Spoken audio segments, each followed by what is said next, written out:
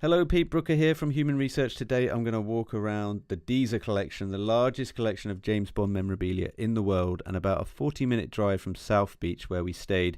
It looks shut on the outside and looks shut on the inside when you go in, but they were open. We signed a waiver and we were in. The website's a bit all over the place at the minute. The email address doesn't work. The Twitter handle's out of date, and another website says it's coming to Orlando soon, so I'm assuming they're in between moves, but they were open for us. The Michael Dezer, the founder and the owner, is an Israeli-born real estate developer. Basically, from what I've gathered, he's just built this collection over the years and couldn't cram any more DB5s in his garage, so just opened the doors to the public, which was nice of him. So notice Goldfinger's plain hair, painted different on both sides for alternative scenes in the movie. And when you walk in, you'll walk counterclockwise and work your way through the movies chronologically. Matt Spacer referred to its layout like a kid would lay out his toys, which I thought was a great analogy. So, talking of toys, let's have a look inside here.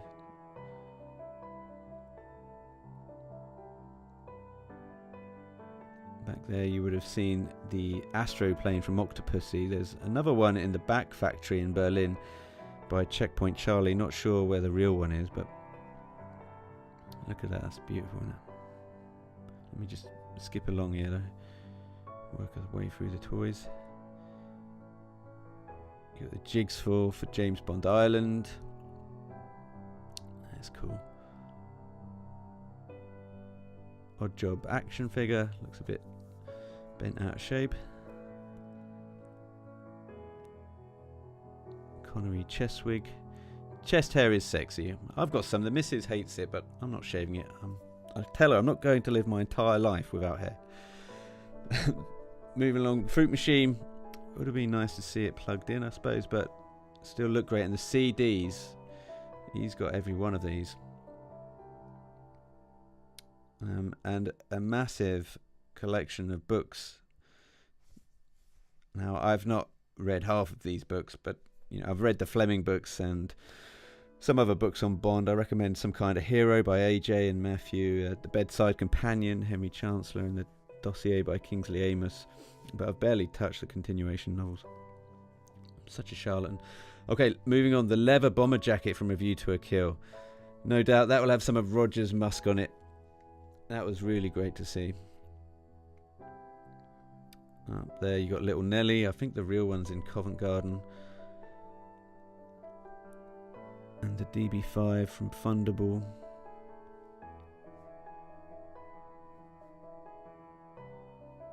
Let's have a look. Let's have a look over on the other side. You got the golden gun. I think that's a replica. I don't think that's a real one.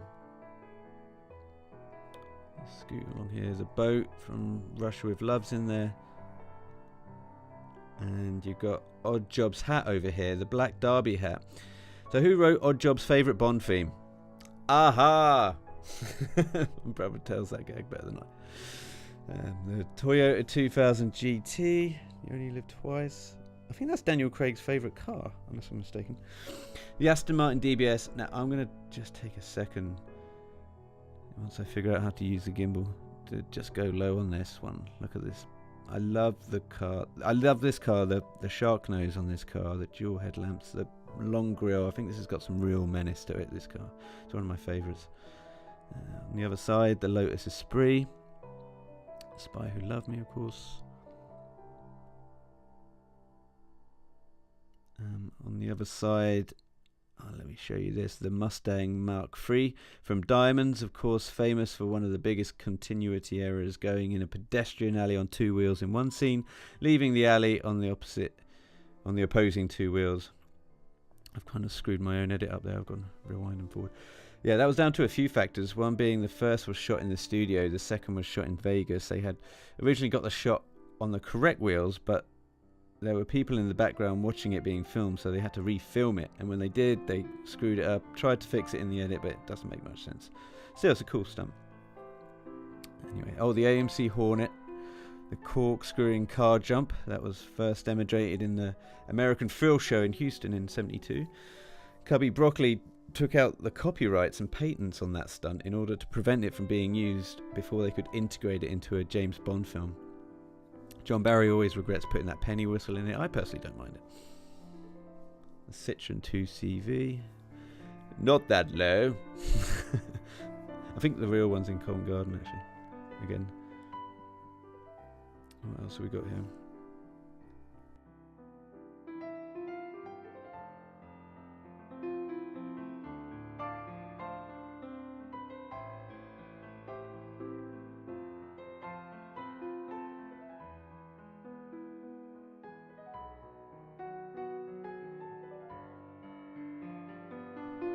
The V8, the DB5 again. Oh, the pinball machine in the background there. I think Julian O'Hara has one, actually, one of those. The Gaz Volga. Use the bumper.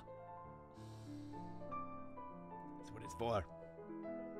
And in the background, I've got some pictures on the blog. I didn't zoom in here with the gimbal, but have a look on the right there. You would have seen some cocktail dresses, denim cocktail dresses designed by Lindy Hemming that were worn by the waitresses and waiters in the movie Tomorrow Never Dies, and that's really cool. Those designs are awesome. I'll put some more pictures over on the blog.